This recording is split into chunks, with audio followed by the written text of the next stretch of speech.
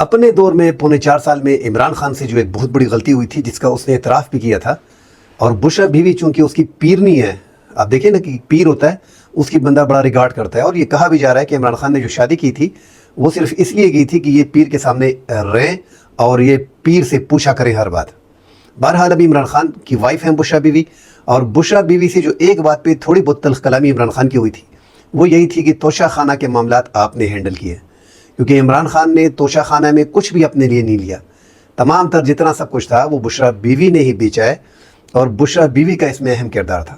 عمران خان کو اگر تھوڑا بہت ڈینٹ لگا ہے تو وہ توشہ خانہ کے کیس میں لگا تھا۔ اس کو یہ توشہ خانہ کے کیسز جتنے بھی بنے ہیں تو ٹھیک ہے، یہ کیسز جو ہیں عمران خان کے خلاف بنائے گئے ہیں، ان میں کچھ وزن نہیں ہے، ان کی مالیت بھی اتنی نہیں ہے، مگر ایک جو کردار عمران خان کا سامنے تھا